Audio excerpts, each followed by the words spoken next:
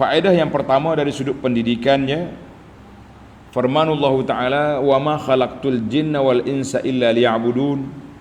Aku tak jadikan jin dan manusia kecuali supaya mengabdikan diri kepadaku.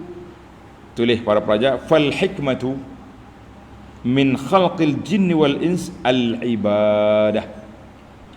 Objektif, hikmat, tujuan Allah Ta'ala ciptakan jin dan manusia ni supaya mengabdikan diri kepada Allah.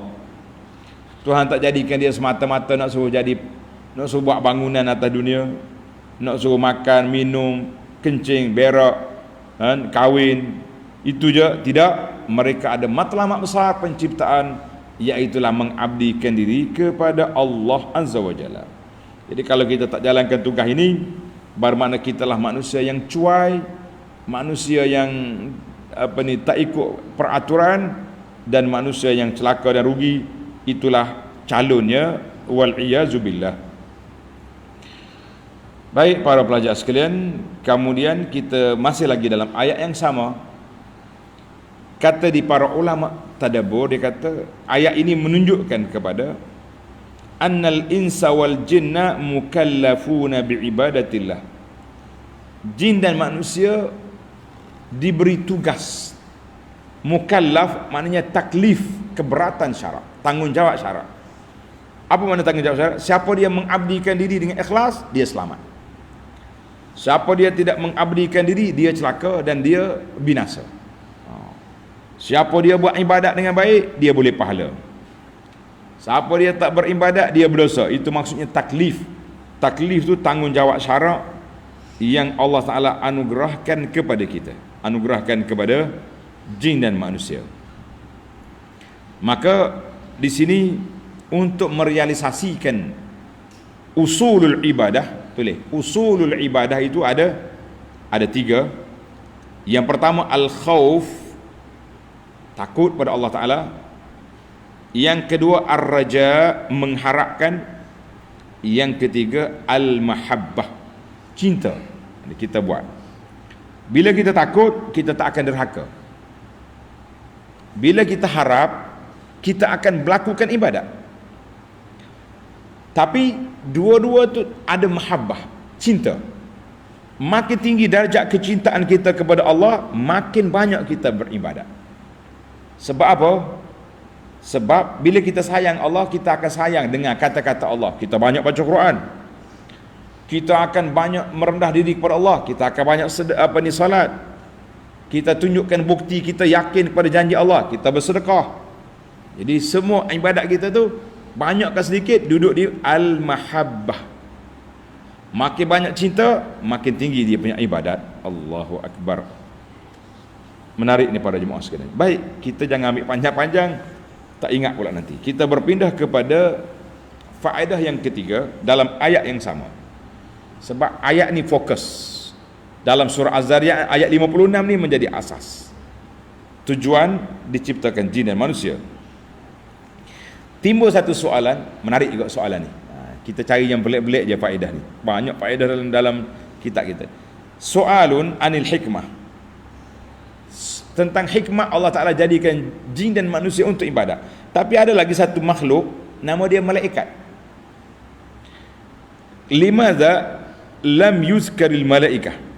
Kenapa tidak disebut malaikat, sedangkan malaikat itu ahli ibadat? Ibadat malaikat lebih banyak daripada ibadat kita makhluk, kita manusia. Tapi kenapa Tuhan tak sebut? Aku tak ciptakan jin, malaikat, jin, manusia? Enggaklah. Jin dengan manusia aja, malaikat tak ada. Menarik. Al-jawabu min wujuhin. Jawapan dia ada beberapa perkara. Yang pertama, tidak disebut malaikat kerana ayat ini dibawa untuk menyatakan buruknya tingkah laku, perangai makhluk manusia dengan jin yang tidak menjalankan tugas mengabdikan diri kepada Allah Azza wa Jalla. Mereka tinggal ibadat ataupun mereka beribadat kepada lain daripada Allah. Jadi nak ceritanya dua makhluk ni hak nakal. Bi khilafil malaikah. Malaikat tak masuk. Sebab apa? Allah Ta'ala sebut dalam Quran, la ya'sunallaha ma amarahum wa yaf'aluna ma yu'marun. Malaikat la ya'suna, langsung tidak derhaka kepada Allah Taala. Jadi tak payahlah masuk dalam dua kumpulan ni. Kumpulan ni yang bermasalahnya manusia dengan jin. Malaikat tak ada problem, tak ada masalah. Satu. Yang kedua, Nabi sallallahu alaihi wasallam ditugaskan menjadi rasul, mab'usan ilal jinni wal insi. Ditugaskan supaya berdakwah kepada jin dan manusia.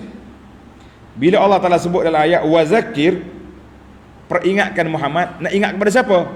Kepada jin dan manusia. Malaikat tak perlu, mereka sudah ingat, mereka tak derhaka kepada Allah Azza wa Jalla. Sebab itu Tuhan tak sebut malaikat. Bila ke jin belajar? Naam. Jin selalu datang jumpa dengan Nabi sallallahu alaihi wasallam, sehingga dikatakan di antara tempat yang ramai jin di Madinah. Sebab jin juga berhijrah sebagaimana manusia berhijrah ke Madinah untuk belajar dengan Nabi sallallahu alaihi wasallam. Jin dia tak ada nabi. Nabi dia nabi kita Muhammad sallallahu alaihi wasallam. Allahu akbar. Baik, itulah di antara jawapannya. Tujuan kenapa Allah Taala tak sebut jin malaikat dalam ayat ini.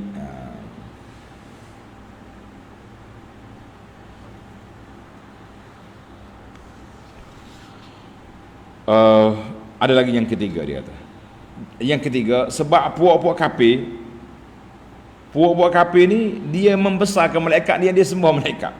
Dia kata malaikat tu makhluk yang rapat dengan Allah, jadi kita sembah malaikat, dia bawa kepada kita. Ini dia panggil bab ambil perantara ni. Jangan main. Kita jangan salah faham juga. Kita nak sembah Allah, baiklah kita pergi minta dengan tok ayah ni, sebab tok ayah ni wali, dia dekat dengan Allah. Lah, tak payah kita minta direct dengan Allah. Jangan duk main, jangan salah faham kepada ubadul asnam. Puak-puak penyembah berhala, dia kata malaikat dekat dengan Allah, dia pun sembah malaikat pula. Lah. Jadi tak payah. Malaikat pun hamba Allah Taala, tapi tidak disebut dalam ayat ini sebab ayat tadi sebut dua sebab yang telah kita sebut tadi. Alhamdulillah, sangat jelas. Kita berpindah kepada yang keempat. Faedah yang keempat, ayat yang ke-57, ma uridu minhum min rizqin, aku tak nak minta daripada kamu rezeki. Wa ma uridu an yut'imu, aku tak minta kamu beri makan, aku yang beri kepada kamu rezeki dan makan. Timbul lagi soalan, dia kata dalil.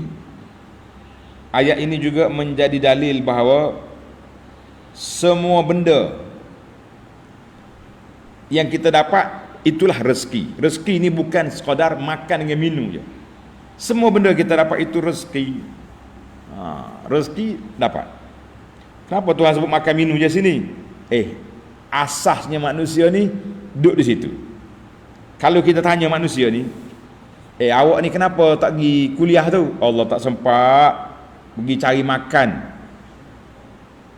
Kenapa gini? Tak ada, nak cari makan. Semua benda dia kait dengan makan. Betul tak? Allah nak pergi cari makan. Padahal dia bukan pergi cari makan. Dia pergi pejabat, mana ada cari makan situ? Pergi kerja dengan pen, dengan kalam. Orang pergi kebun pergi menoreh, mana ada cari makan? Getah orang tak makan. Tapi kenapa dia tulis, dia kata pergi cari makan? Les. Sebab kita manusia ni kerja dia makan je. Kerana itu orang yang buat kedai makanan lebih laku daripada kedai pakaian. Pakaian kita beli sekali boleh pakai 10 tahun, 20 tahun boleh pakai. Tapi makanan sudah makan, tak nak ulang balik pakai yang kedua tak.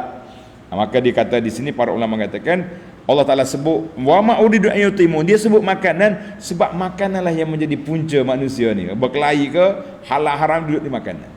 Awak kenapa tak pergi masjid? Tak ada, saya nak cari makan. Kenapa? Semuanya jawabnya nak cari makan, cari makan.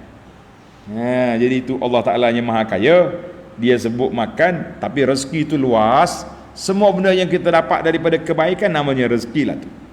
Naik pangkat, dia kata ni rezeki. Setengah orang dia tak kata rezeki dia, rezeki anak-anak lah tu. Alhamdulillah rezeki budak-budak. Kenapa? Naik pangkat dah hari ni pula. Di berapa puluh, kita kata begitulah dah. Naik jusar, naik tu naik ni.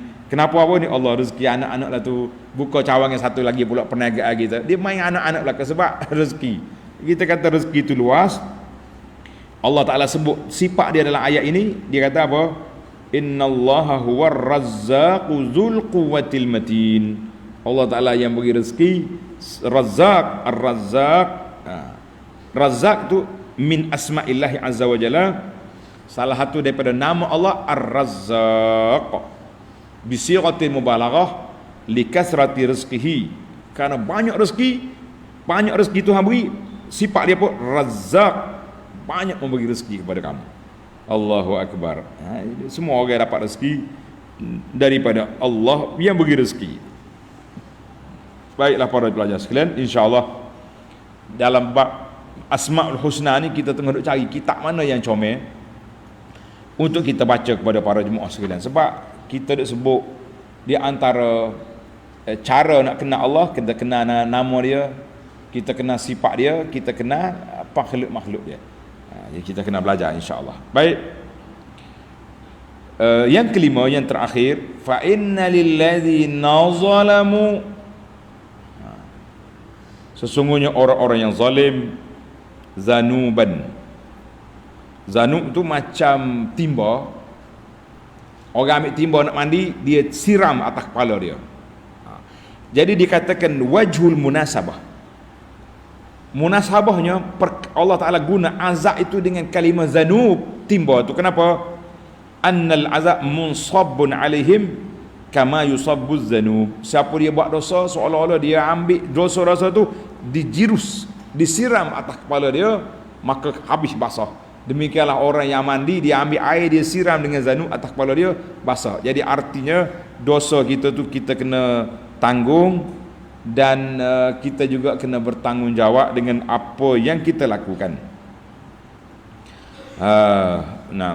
Dan ada juga yang mengatakan tadi tafsir yang kedua, Ar-Razi kata orang Arab ni yastaquna minal abar, dia ambil air daripada perigi, telaga. Jadi nak ambil telaga, dia kena ambil dengan timba, zanub. Wa zalika waqta aishihim at-tayyib. Jadi ambil air itu satu-satu daripada kemewahan. Sebab itu dalam tafsir ayat ini, fa innal ladzina zalamu zanuban, bagi orang yang zalim itu ada dosa. Itu tafsir yang pertama. Tafsir yang kedua, Ar-Razi kata bukan dosa tapi kesenangan hidup. Walaupun dia kafir, walaupun dia zalim, tapi senang dia hidup atas dunia. Sebab itu Tuhan kata fala tastajilu, jangan kopo, jangan minta azab. Happy dulu, senang-senang dulu. Nanti kamu dah turun azab, tak ada siapa yang boleh selamatkan kamu. Maka itu makna zanub. Zanub dengan makna dosa, dengan makna senang hidup, ambil daripada timba yang penuh dengan air. Jadi kita boleh tafsir dua lah. Air itu kita boleh mandi, ataupun air itu air panas yang boleh merusakkan. Baiklah, dalam ayat ini juga sammallahu sabiqin, Allah Ta'ala namakan umat-umat yang terdahulu yang berdosa tu misla zanubi ashabihim. Seolah-olah kamu akan menerima dosa sebagaimana dosa kawan-kawan kamu dulu, geng-geng kamu dulu. Walaupun zaman Nabi Nuh jauh dengan zaman kita, tapi oleh kerana dosa itu satu, semuanya derhaka kepada Allah, maka Allah kata ashabihim, kawan-kawan kamu. Kita kata sebagaimana geng kamu dulu dapat ni, kamu juga akan dapat. Wal-iyaz billah, kita minta berlindung Allah Ta'ala. Walaupun jauh masa, tapi standard dia sama. Semuanya kufur, semuanya syirik, semuanya berhak menerima azab Allah Azza wa Jalla.